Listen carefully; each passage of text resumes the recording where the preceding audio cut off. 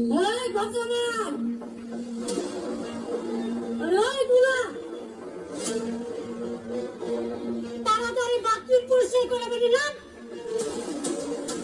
দুনিয়া টাকার গোলামের প্রথম পর্ব তো আপনারা অনেকেই দেখেছেন, কিন্তু আজকে আমরা কথা বলবো এই নাটকের দ্বিতীয় পর্ব নিয়ে।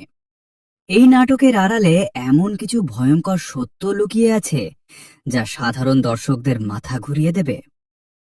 যে কাজের ছেলে গোলামকে নাটকের শুরু থেকে সবাই তুচ্ছ তাচ্ছিল্য করেছে, যার পকেটে 10,000 টাকা বিল দেওয়ার ক্ষমতা ছিল না, আপনারা কি জানেন সেই গোলামের আসল পরিচয় জানতে পেরে এলাকার বড় বড় মাস্তান থেকে শুরু করে পুলিশ প্রশাসন পর্যন্ত থরথর করে কাঁপতে শুরু করবে? কিন্তু কেন দামি রেস্টুরেন্টের ম্যানেজার গোলামকে দেখে স্যার বলে পা জড়িয়ে ধরতে চাইল? দুবাই থেকে আসা সেই রহস্যময় ইন্টারন্যাশনাল ফোনটি আসলে কার ছিল? আর সবচেয়ে বড় প্রশ্ন, গোলামের ব্যাগে যে আধুনিক পিস্তল পাওয়া গেছে সেটার সাথে দেশের মস্ত বড় আন্ডারকভার অফিসারের কি সম্পর্ক?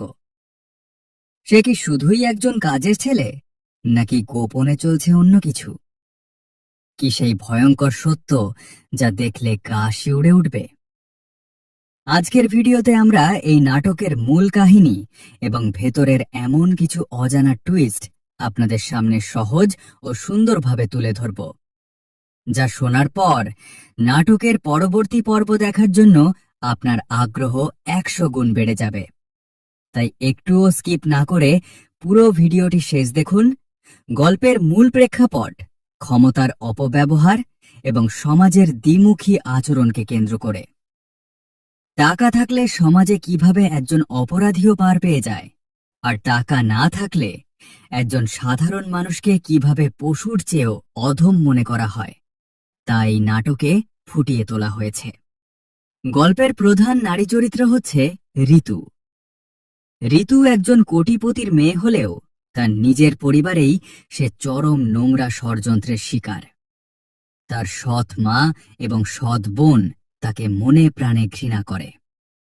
তাদের একমাত্র লক্ষ্য ছিল ঋতুকে তার বাবার সম্পত্তি থেকে পুরোপুরি বঞ্চিত করা এবং তাকে সমাজের চোখে হেয় করা।